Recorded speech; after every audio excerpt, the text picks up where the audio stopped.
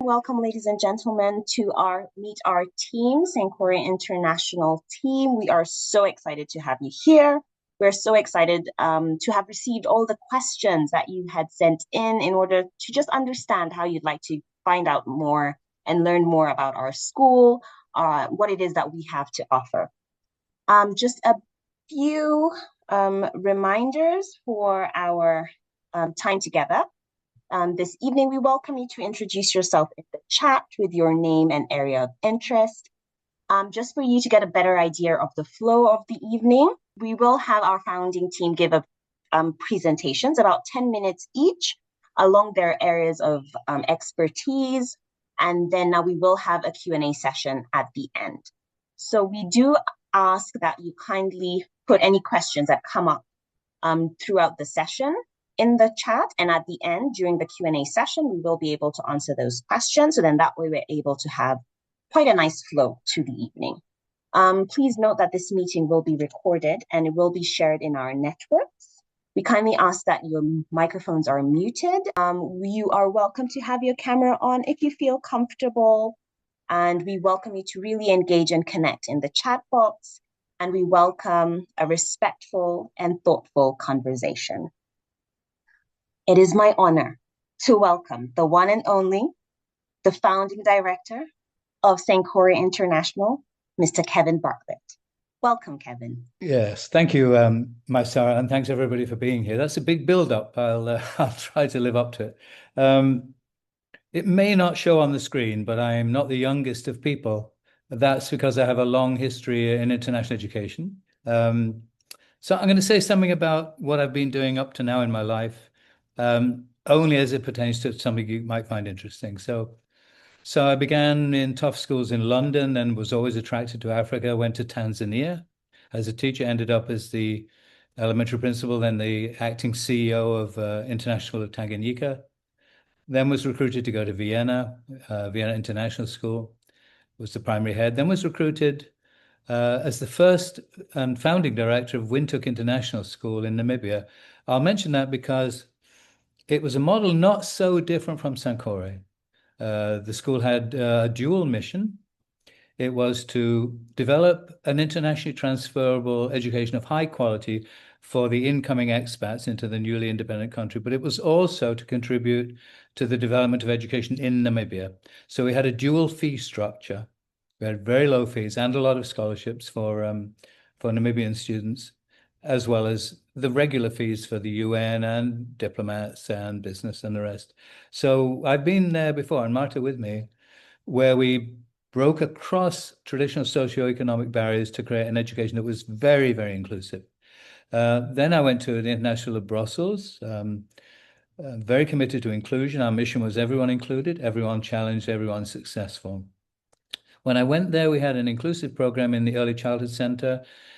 When I left, we had our first graduates from high school, fully committed to including a wide range of diverse capacities, a wide range of neurodiversity, etc.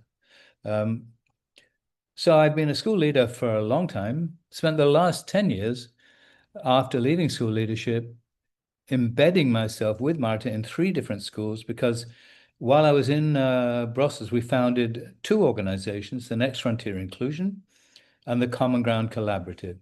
The Common Ground Collaborative is a build on work I had done earlier when I was in Vienna, which was to start the IB Primary Years program, which I led for a couple of years on behalf of the IB.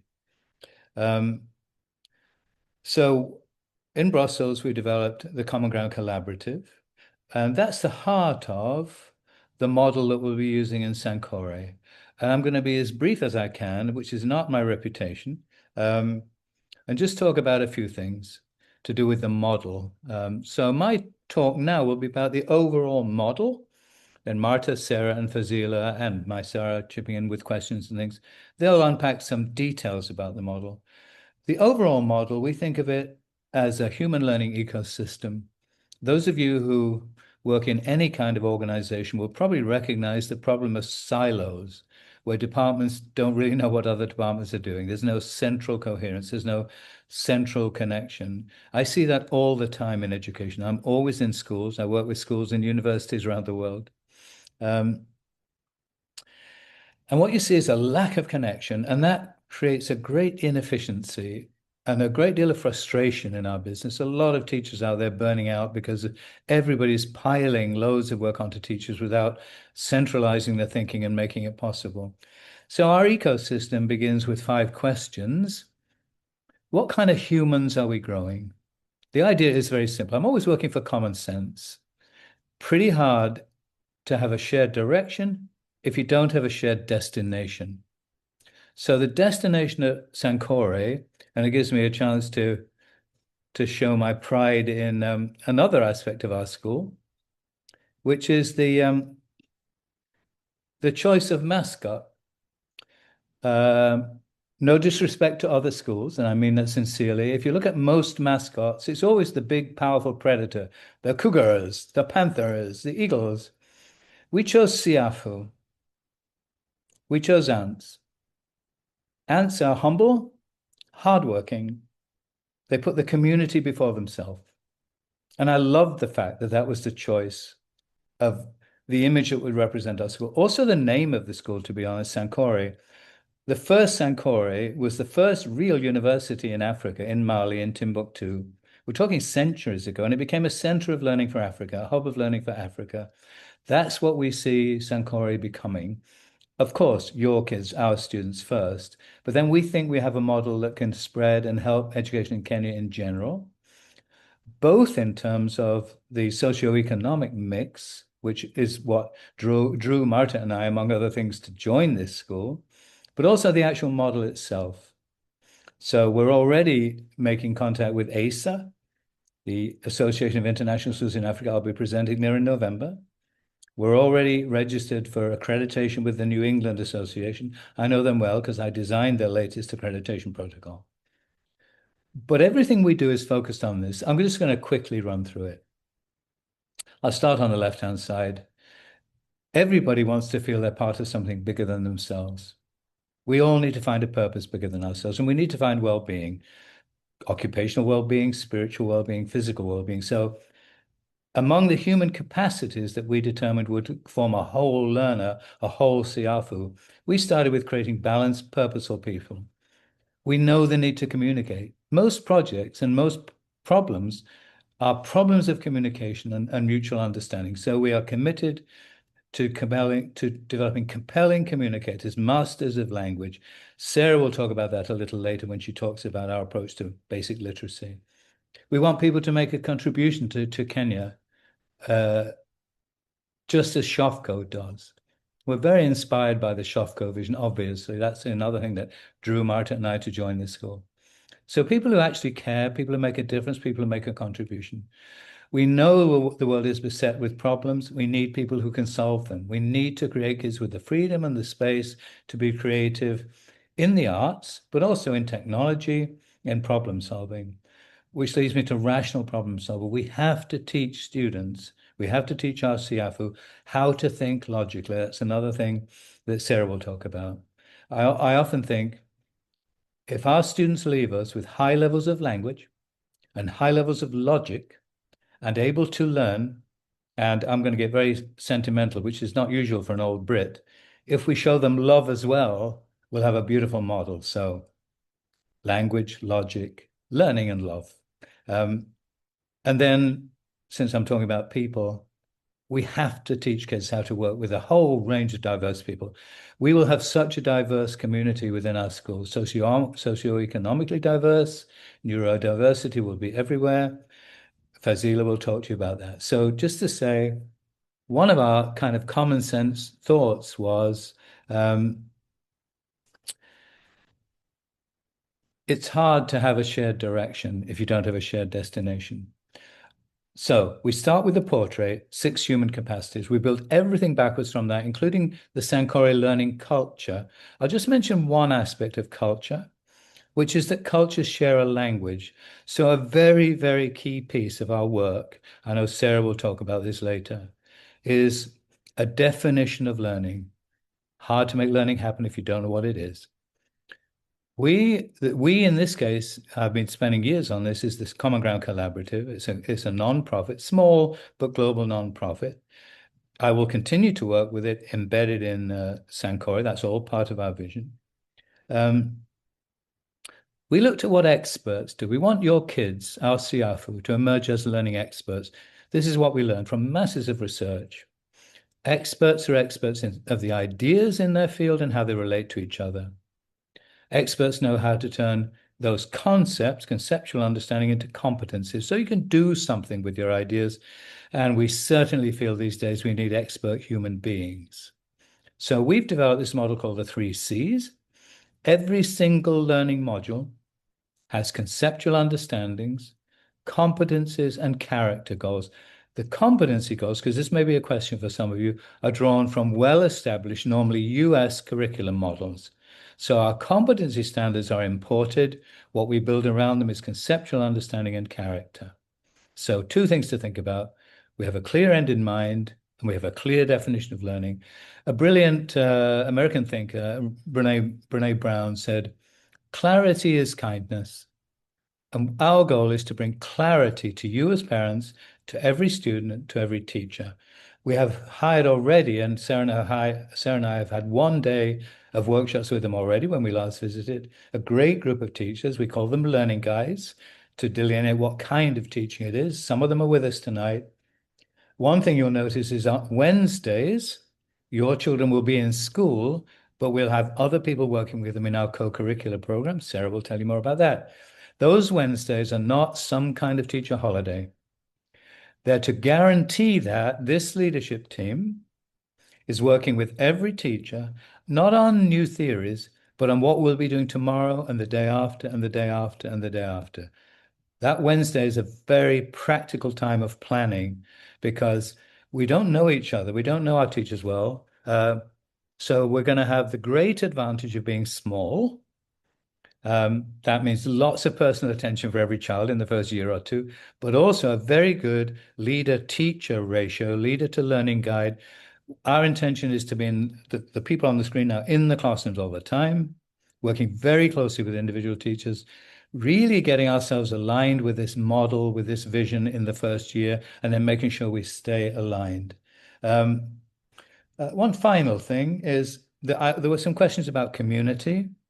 Again, you have the great advantage of being founding parents. It means you build this community with us. So you look out for a notice, maybe 3 or 4 weeks into the first school year, we'll be holding a session where we meet with you, with teachers, with different stakeholders. We'll be designing what we call the Sankoré community principles together. Things like the good intent principle. At Sankoré, we assume good intent of everyone. When things go wrong, and as an aside, things will go wrong, we talk with people, not about them. So we are intentionally building culture, we're intentionally building curriculum, we're intentionally building community. It's all built backwards from the portrait of a learner. That's always our end in mind. And the red thread that binds the system together is a common approach to learning. We're building kids who are good with ideas, good with skills, good people. Very simple, easy to remember.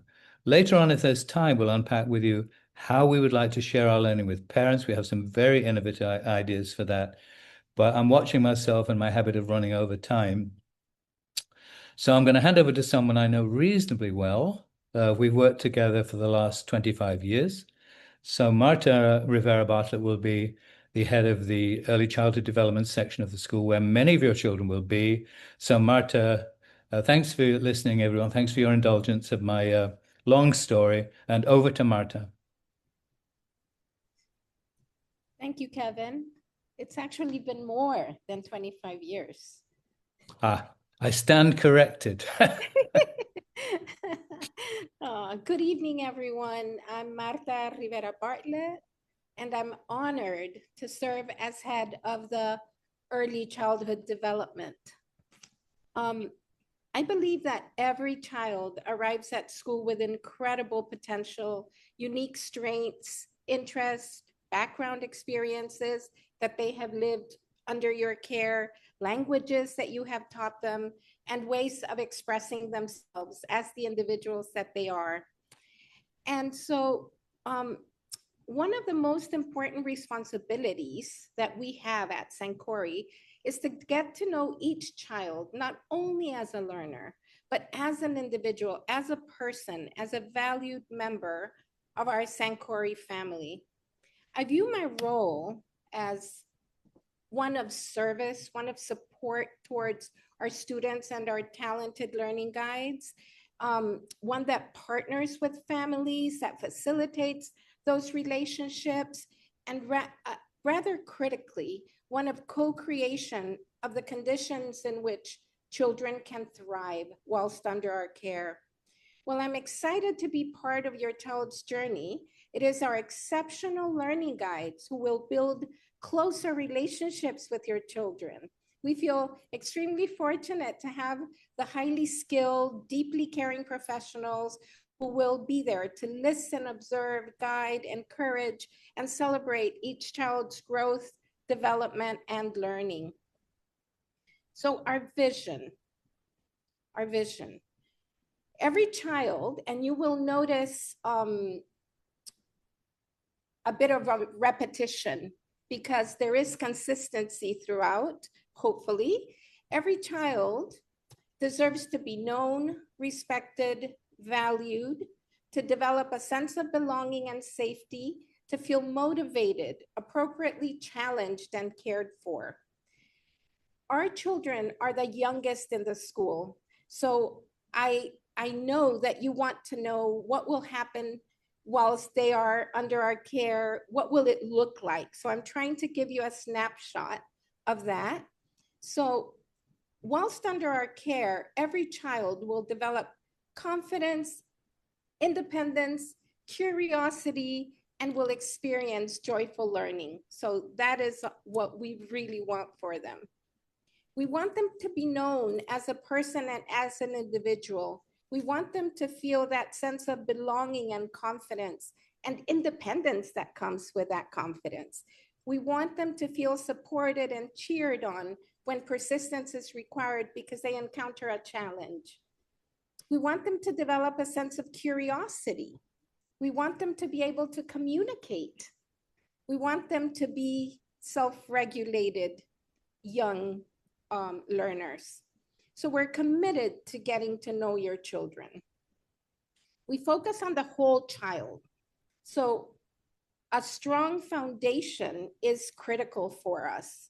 And we also focus on growth across the developmental domains that are actually emphasized in the portrait of a siafu, of a learner at Sankoré.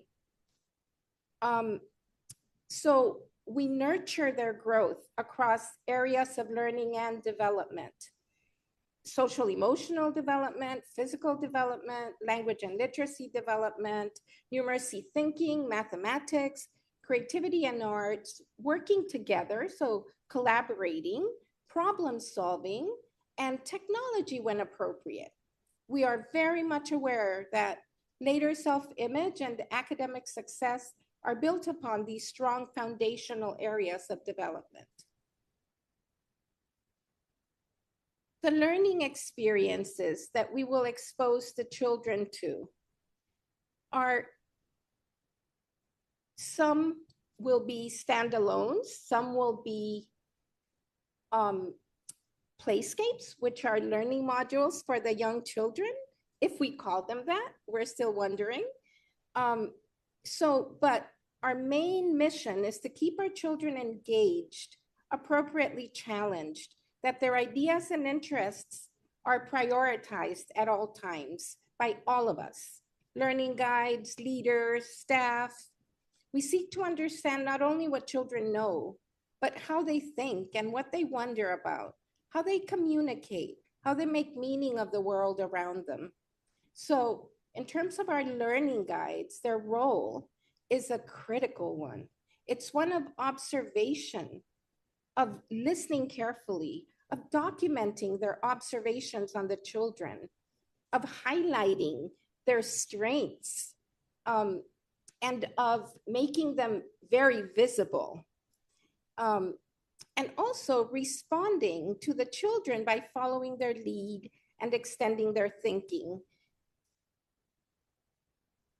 And then comes the family partnerships. For us, you are critical in this journey, in this learning journey for your children. So we believe that you as their families are our children's first and most important learning guides. Your insights will help us understand your child at a deeper level much faster, right? And it will allow us to build meaningful learning partnerships with you as well. We will look into ways in which you can support us in the classrooms, your areas of expertise or areas of interests.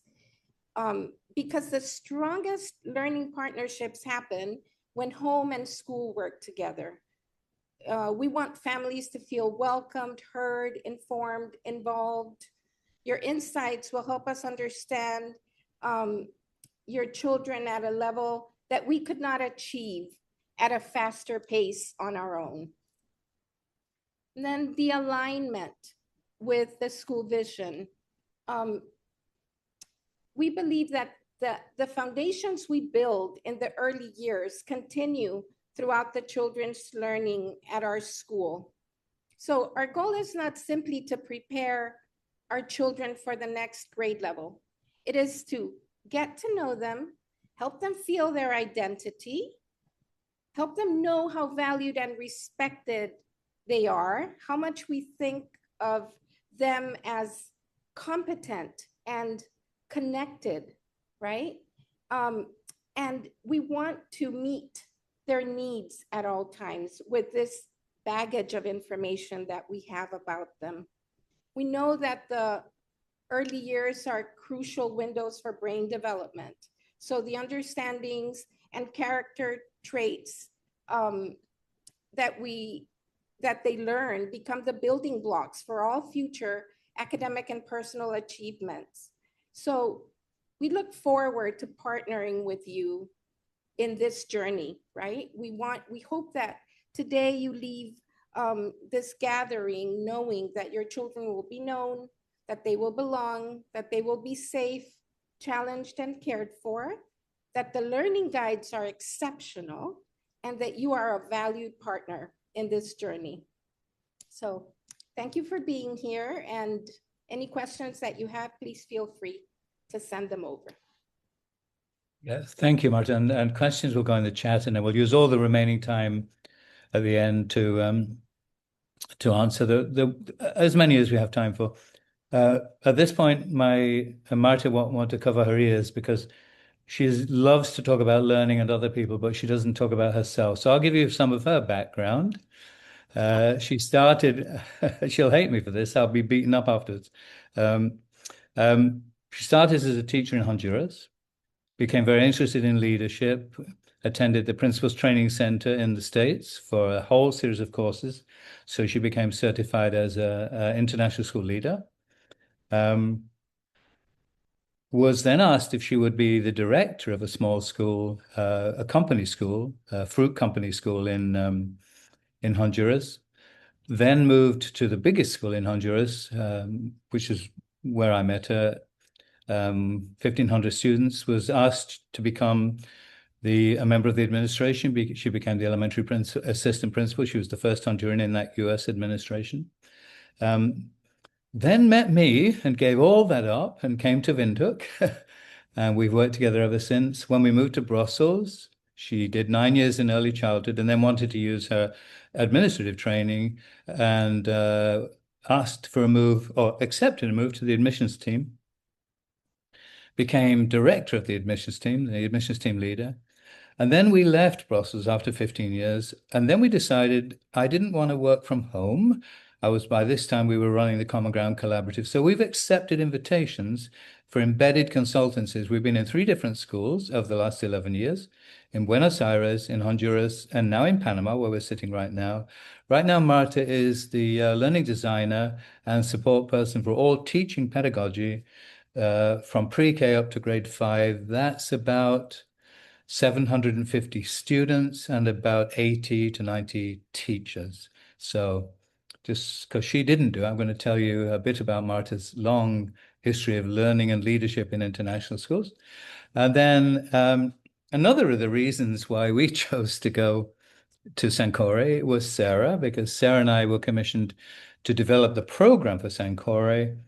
And then the opportunity came up for Sankoré to take a leadership position, and she took it. And this team is a big motivation for Marta and I to join the school because it's such a trusted team.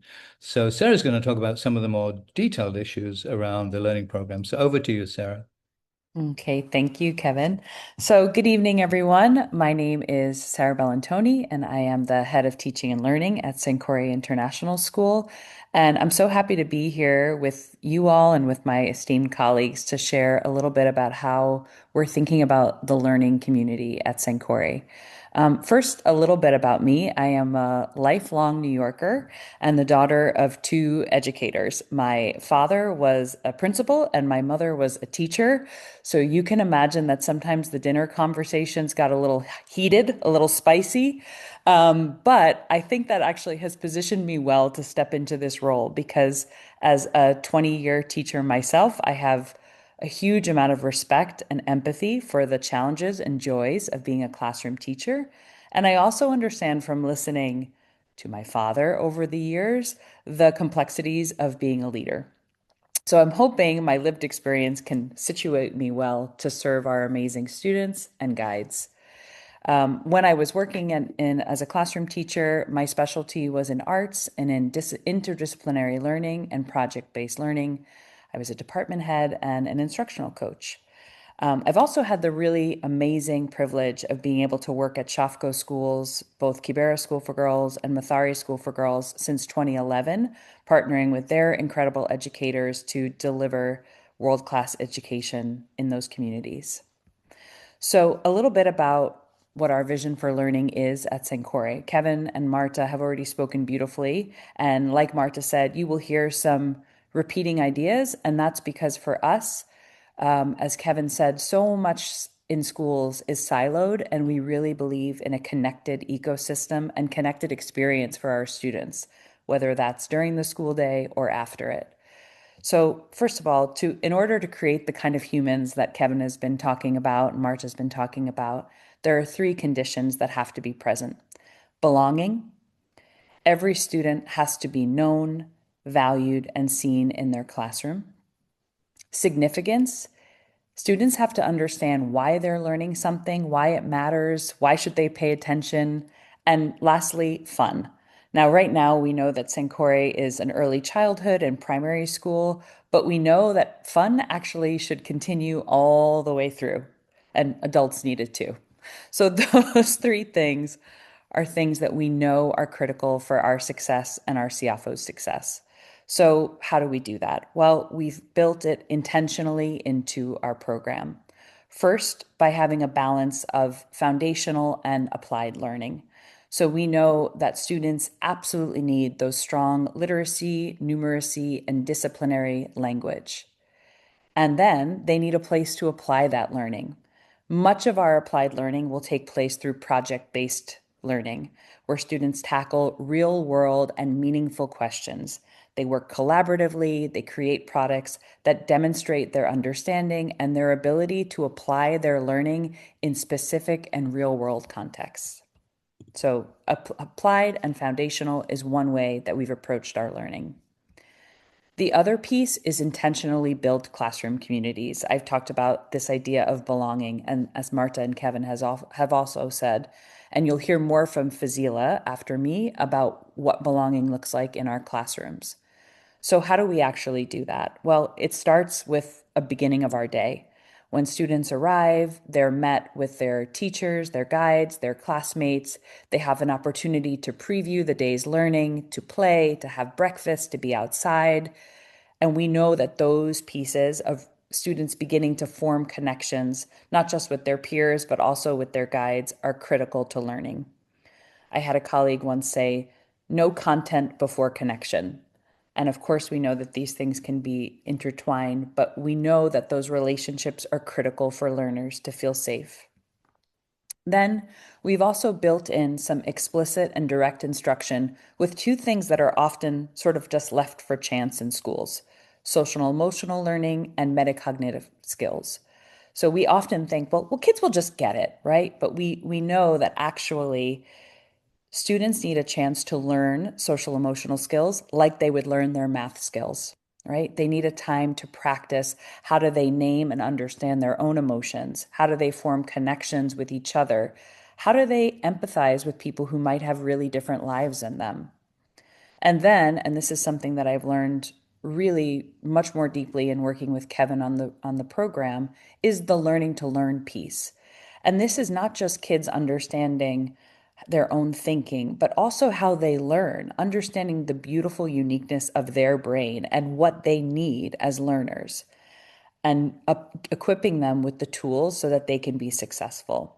As we were talking about earlier today, the world is changing so much, and schools have not always kept up with how the world has changed. And so, one of the things that future proofs our SIAFUs is helping them understand how to learn. And that way, as the content and the realities that they live in shift, they're equipped with what they need in order to do that. And finally, we know that learning doesn't stop at 3 o'clock. So, one of the things that is a close passion to mine is our co curricular program. For me as a kid, I really struggled with mathematics, but having the opportunity to be in after school drama programs and music programs helped bolster my confidence and allowed me to apply those successes to what was happening during the school day. So, we know that kids finding that thing that lights them up, that keeps them passionate, is super important. And one of the roles that I have is making sure that no matter what point of the day that your student is in, whether it's what classroom they're in or what co-curricular they're in, there's a unified experience. We want all of our SIAFUs to be guided by the same principles, whether that is the literacy block or after school taekwondo. Finally, and I hope you'll see this and hear this in what we've all said, we have a real commitment to developing the whole person, which means the academic, the co-curricular, the social emotional learning, the health and commitment to our students is visible in all parts of their day. We know that our students need the skills to know themselves, to know each other, to connect with their classmates, to connect with neighbors, and of course, to connect across the globe. We are, as we say, an international school with deep local roots, and we're really trying to live that every day. So I'm sure there'll be more questions that you might have about the details of our academic program, but I'm mindful of the time, and I know that Fazeelah is going to be able to talk more about how each of our learners is set up for success in our classrooms. Thank you. Thank you, Sarah. I hope everybody's getting a sense of how united we are in this vision for what we care about for students. And one of the things that's going to be a special feature of the school, and I'll make an observation before I hand over to Fazeelah, because I work in quite a few schools. Student populations seem to be changing. The number of students who are more obviously neurodiverse is changing. Schools, I can tell you, the school we're in Panama is struggling with the simple number of almost the caseload of student support teachers. And we have to respond to that. We think we have to respond to that as a whole faculty. Every teacher is the teacher of every child in this school. But it's one of the more complex things we have to deal with. It can involve finances, it can involve diagnosis, it can involve other professionals. So we're very lucky, because I doubt there's anyone in Nairobi with Fazeelah's background or breadth of knowledge about how to manage this very complex area of supporting all forms of neurodiversity. So over to you, Fazeelah. Thank you, Kevin. My name is Fazeelah, and I am the head of support and belonging at Sankoré. As Kevin said, inclusion is not something that we look at as a separate department. Inclusion is a shared responsibility between us all, the whole community. And it is so important to create an environment where every student belongs, they feel supported, they feel seen, and they feel safe. And by focusing on our whole child, every student is going to thrive. And education is evolving. Our students are evolving. And through this evolution and in relation to inclusion, we really need to shift our mindset and move away from fixing to acceptance and support. We need to move away from the deficits, seeing the deficits, to enabling access. We need to move away from the one size fits all to recognizing that there's an importance for diverse classrooms that, contain students, have students with different needs. And it's so important for our teachers to be responsive to those needs and provide targeted support. At Sankoré, we believe in creating flexible classrooms that work for all learners. We're not here just saying the inclusion department is only going to focus on students that have learning difficulties or who are neurodiverse.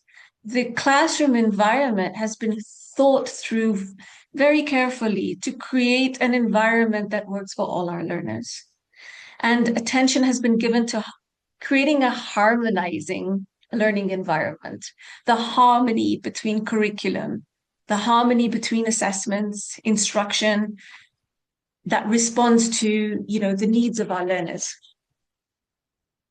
Looking at diversity at Sankoré, we're looking at neurological, cultural, socioeconomic diversity.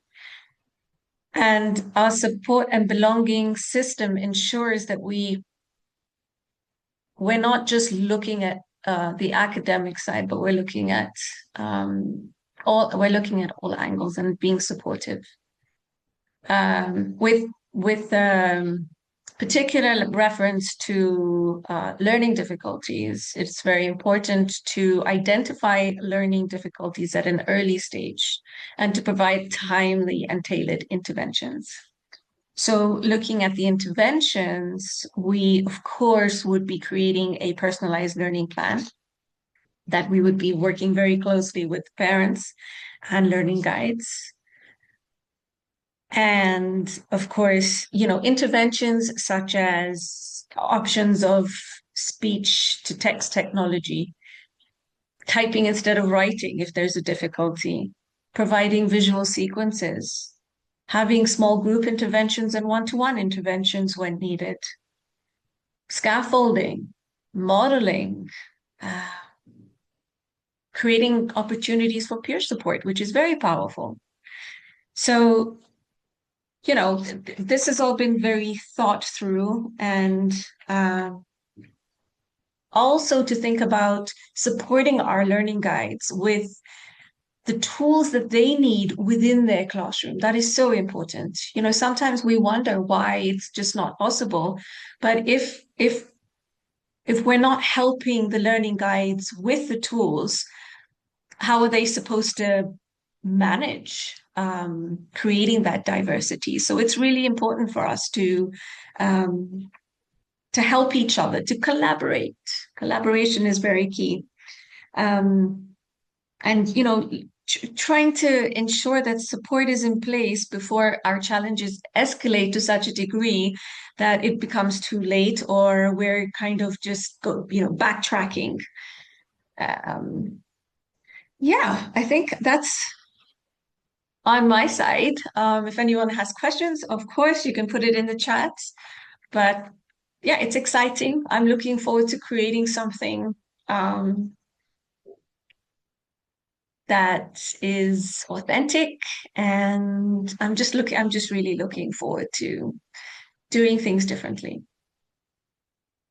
Thank you, Fazeelah. I think we all are. I think the only frustration Marta and I have is we wish we were there now because what we have ahead of us is a massive load of packing and relocating and things. If those of you who are expats on this call will know what we're talking about. There are many more things we could share with you. We have models we can share with you, but we had scheduled now for my Sarah, who's emceeing this whole thing and set it all up. Thank you again, my Sarah, to be looking at questions in the chat, selecting ones that seem to be of general relevance, and so we're going to move to a session which will be much more informal. It could become chaotic, I don't know, but we'll try and manage it, where we're listening to your questions, fielding questions, giving examples, because I'm sure many of you want to know, want to dive into some of the more pragmatic, practical details. So my Sarah, if you can cultivate and assign questions, then we'll either jump in or you give it to whoever you think is the most suitable Sure, person. Also, sure. be nice if, I don't know if anybody can put their screens on, but it would be nice if we can see you as opposed to just your name. Hi, Anne, that's more like it. Um, so if you take the spotlight off me, my Sarah, so we can all kind of see more people, Okay. besides my head's looking a bit shiny, so. Sure. Just a minute. I want to see who these people are. I want to be able to recognize you when we arrive in a couple of months' time. There we go. Yeah. All right. Perfect. So Anne actually had a question. Let me just read it. I have my little siafu here in the background. So, okay. So Anne's question. Fazeelah had mentioned personalized learning plans. Did I hear correctly that each child will have a personalized learning plan? Will this start in the early years and continue with through the older ages as well? Are you going to take that, Fazeelah? So I'm going to answer it. I know we've had this discussion, Kevin, about having personalized learning plans for every learner. And I think we've all had this discussion together, and ideally that's the end goal. Personalized learning plans in the with regards to the inclusion, support, and belonging is something that will happen, just so that we're able to support the learners from whatever age to the end. But I will let Kevin answer the question about having a personalized learning plan for all learners, because yes, that is something we have discussed. Thank you, Fazeelah. I'll get you afterwards. I absolutely believe, I'll just say what I believe. And then I'll talk about the practicalities. I've always believed that every child in every school should have a personalized learning plan. It does not have to be a litigiously based legal document. It does not have to be complicated. I'll say this, and team will just have to try.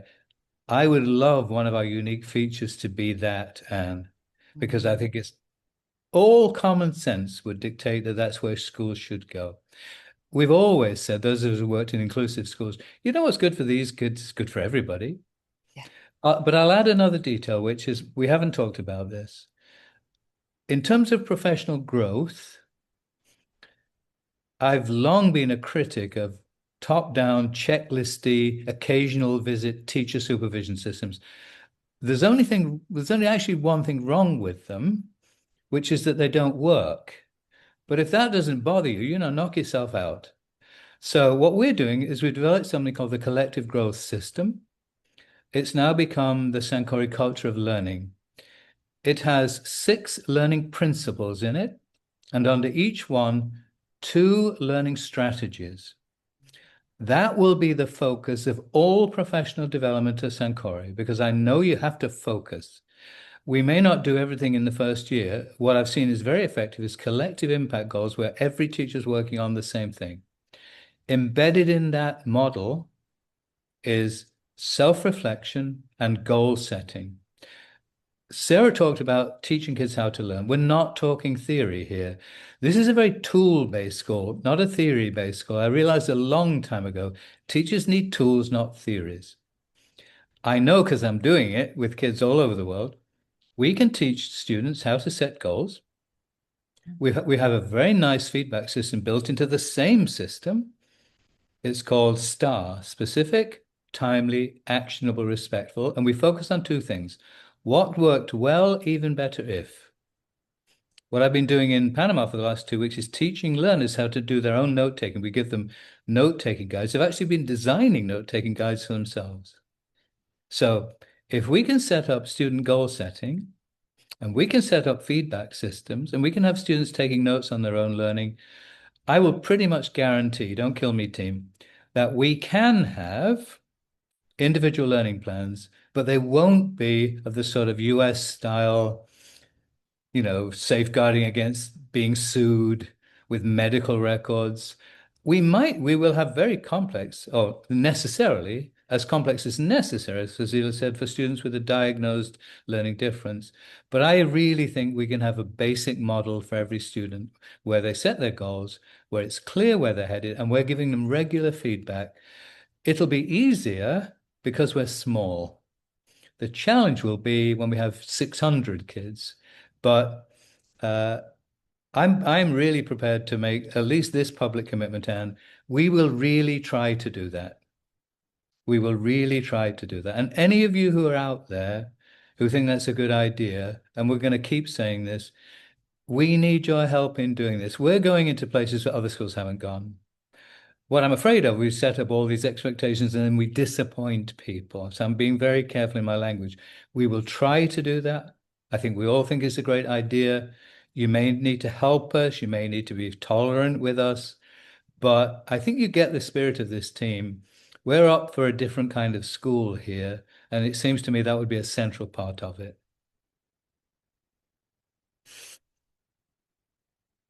Thank you, Kevin. I don't know how the Thanks. answer sounded, Anne, but I hope it was heartfelt at least and honest. Thank you so much. I really appreciate it. Fantastic. Thanks for that, Kevin. Angela has a question. My daughter is neurodivergent. We are planning to sit for the interview soon. Do your interview processes have accommodations for neurodivergent children? Fazeelah, would you be able to take some of it? And if then after that, I can talk about the admissions process after that. Sure. Yes, we do have accommodations for neurodiverse learners. I think what my question would be is we would just need to get into the specifics. Doing injustice and giving false promises is not what we want to do. So it is very important to us to develop a relationship with families, with parents that is transparent, so that all the information is shared. Everybody has knowledge and knows what the accommodations what the students' accommodations would be. So yes, we do have accommodations. That's our goal. But accommodations, in the interview process, you think, Sarah? It I'm seems not to sure. me, Unless and Angela, you should clarify. Yes, please. When I read it, it seemed to me that you were asking about the admissions process and accommodations for your child within the admissions process. If that's your question, then Maisara, maybe perhaps yes. Okay, so Maisara, perhaps you can Okay. talk a little bit about what that process looks like, because Sure. I think that would Sure. That is quite okay. So usually for our interview process, how the admissions process, how it works is that I will put you in touch with Fazeelah, yeah? And because she's the head of support and belonging. And then now once you have that conversation, there are some, she will now, from her expertise, be able to see, are there some assessments that are required for the school for us to be able to support your daughter 100%? Because like Fazeelah said, our job, our main focus is providing the absolute support that she requires, that your family requires. So for us, the number one would be for her to be able to see, where are we coming in? What support does your family need for her? And then other than that, the admissions process will not be affected, whether it's a yes or a no. That is not at all affected by her neurodivergence, because just she learns differently. And for us at Sankoré, what's important is finding out, is discovering who is she, first of all, as a person. How does she learn? We now tailor learning to support her because, like Fazeelah says, we're about ensuring that all children become successful in whatever success looks like for them. Yeah. So for us, that is our responsibility as learning guides, as the adults in her life and supporting you as a family, is to see what does success look like for her, and then now be able to create opportunities that we're able to support her in that way. Can I just jump in, my Sarah, with a couple of things based on 14 years of running a big inclusive school. Two things I think we have to be careful about. One is we absolutely need full transparency from the family. We absolutely need full disclosure. If anyone is out there listening, or if you know anybody, please don't think that it's going to help if you know your child is neurodivergent to think that you won't reveal that in the admissions process, because it just doesn't help your child in the end. We don't know how to help them unless you help us. So please, full transparency. The other thing, being realistic, is in Brussels, we had to create a balance on numbers. We looked at a regular population. A regular population has about 15% of diagnosed learning difference.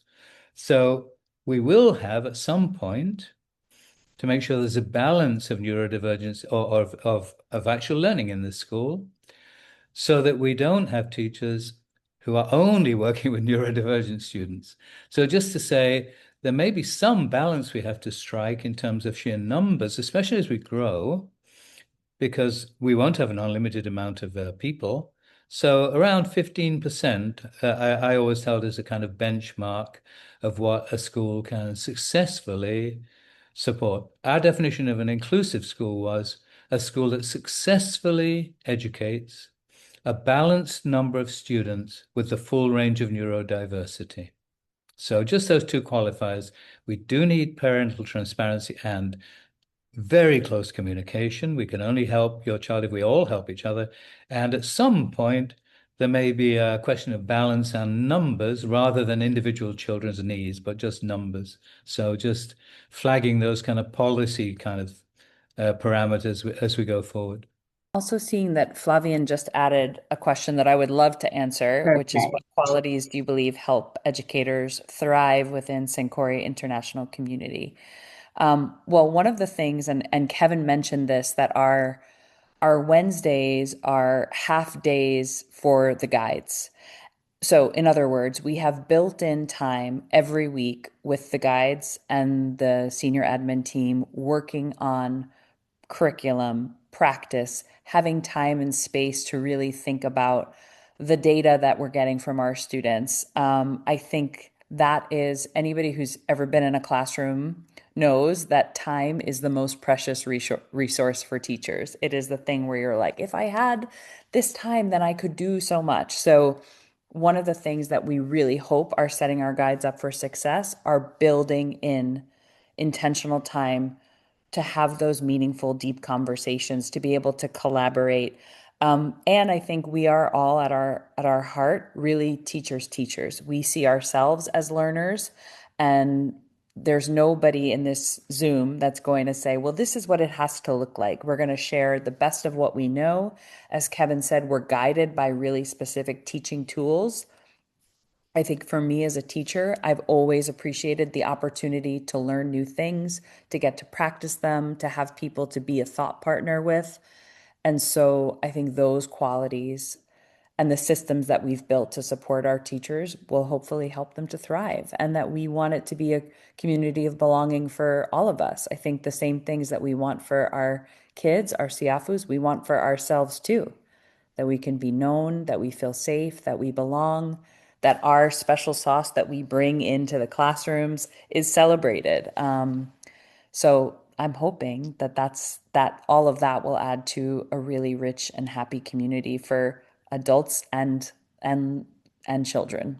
The fact is that we will only set our learning guides up for success, and that we will identify the areas that will that we need to focus on. We will prioritize so that we focus on those priority areas and goals ahead of the teachers implementing the learning guides.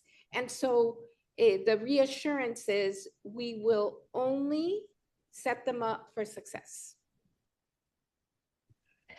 I think, Kevin, do you want to start us off on some of our thinking around parent partnerships, maybe the parent-facing modules? Because I know that was a question that came up, and it also came up in what Marta said about how important that relationship is with families. We designed our partnership very, very differently. For example, we will have a meeting where we design community principles together, but on a practical basis. When Sarah talked about applied learning, we design what we call learning modules. They're a bit like PYP units of inquiry, if you've been in a PYP school, or project-based learning. We think they're much stronger because they're not written by the teachers. They're written centrally by us and then customized for teachers. But what we've done is, for every learning module we write a teacher-facing one and a learner-facing one and a parent-facing one.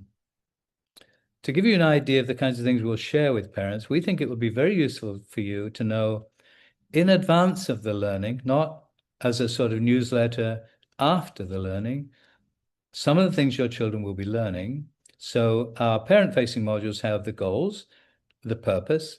They also have two things that we think are very innovative, but parents will find very enjoyable and useful. We said, why don't we share with parents the vocabulary that learners will learn in this module? And because parents want to have conversations with their students with their children about learning, but the question, what did you do in school today? And the answer, nothing, doesn't really get you very far.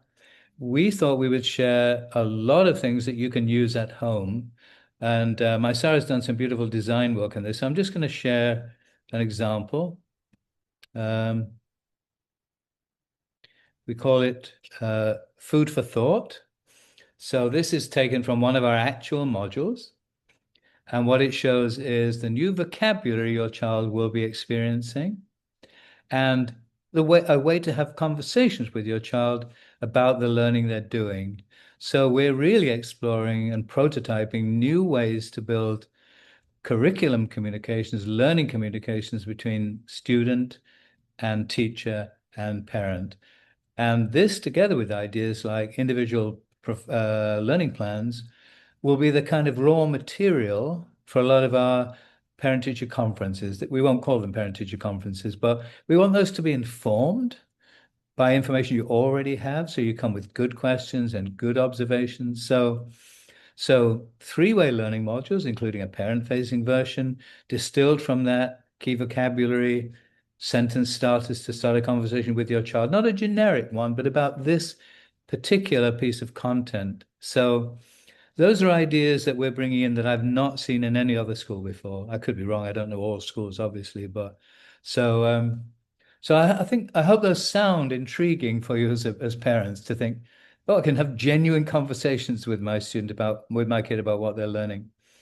There's actually one other thing I want to say, which is completely different, my Sarah, before we leave, which is, if you look at the international makeup of this leadership team, we have two Kenyans, we have an American, we have a Honduran who actually now is a Belgian citizen with a Belgian passport, and you have a Brit.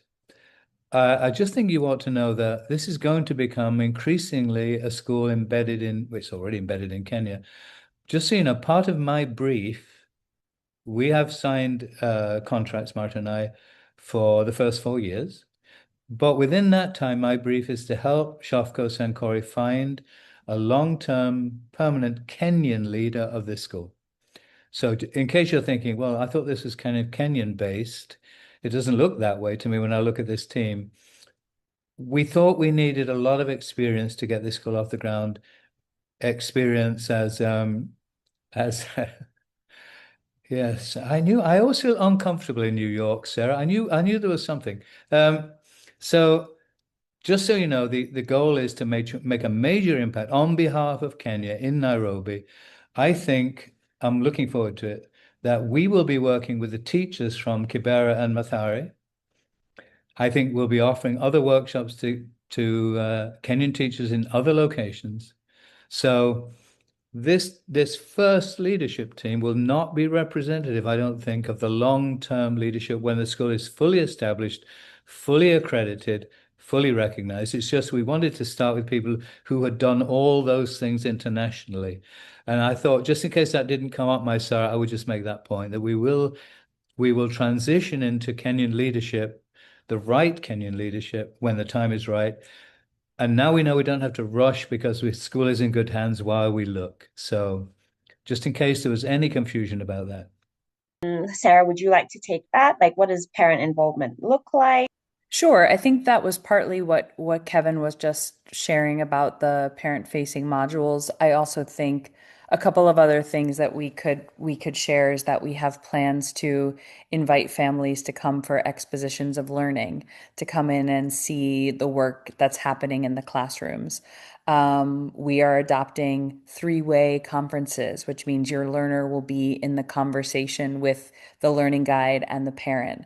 And this is all goes back to some of what we're talking about with, really helping our students be the captain of their own ship, right? To really feel like they understand the things that they're working on, they understand their strengths, they understand what they're working on, and to feel like they're not a passive participant in their education and their learning, but they are helping to drive it, and they can speak with confidence about what they are really proud of and the areas that they're growing in. I also think, the parent partnership, being able to use the gifts and skills that you all as the families have, and how can that be a part of coming in and sharing in classrooms. Marta talked about the importance of honoring all of the diversity that is in our school, and parents are part of that. So Marta, you looked like you wanted to add something else. Yes, I wanted to add just specific opportunities that will arise in the ECD, for instance, and I'm sure in the elementary school as well, in the primary school, such as, meet the reader. So parents take turns every other week or every week. You know this, it's quite, it's fun and kids really look forward to it and love it. Or building time with the kids, or cooking time with the kids, or writing time with the kids. So there are ample opportunities, making Play-Doh, just to give you a few examples. So when you come to school, say on open house, or perhaps even earlier, there will be a list where you will be able to jot down your name for the learning experience that you want to come and join in, contribute to. So there will be ample opportunities. Thank you. And I guess a final thing on that, just as we're thinking about it, is something that we're really committed to is, as you know, project-based learning, real world learning.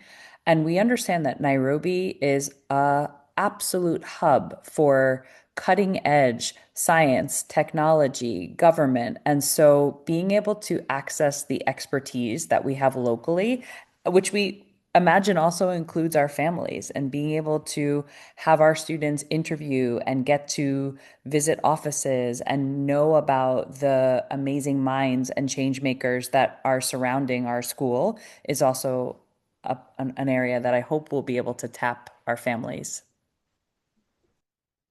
Let's just do a quick wrap up from each of us, maybe just quick. I'll just say this. Marta and I have worked all over the world. We've seen schools where things work and things where things don't work. A big push for us is to bring all the best things we've ever seen to one place and make it happen from the ground up. Obviously, things that don't work, we're not going to bring those. We've seen those. We want to avoid the mistakes other schools make in terms of disconnection in all sorts of ways, overburdening teachers, not understanding inclusion.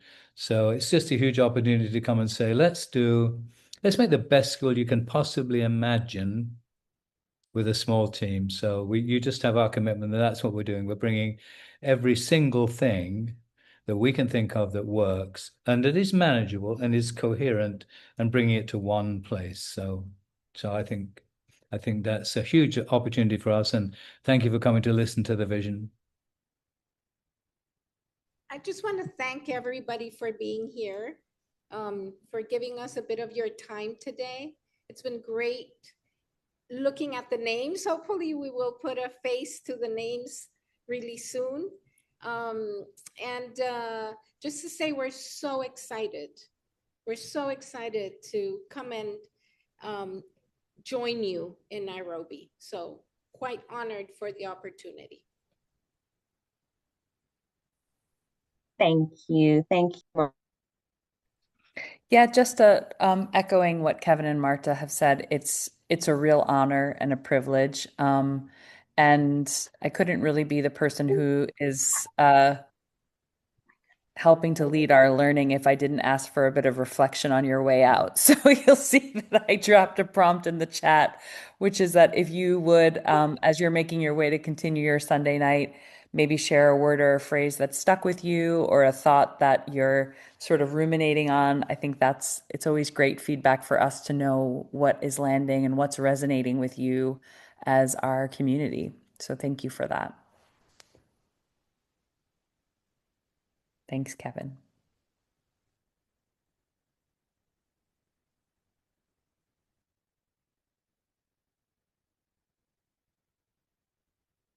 On to the chat, Kevin says belonging, and says, as always, I really appreciate hearing Sankoré's vision. I also appreciate the consistent commitment to transparency, acknowledging that some things may not work perfectly, but everyone is committed to the vision. Oh, thanks. And thank you for speaking with us and continuing to share. Sarah says passion.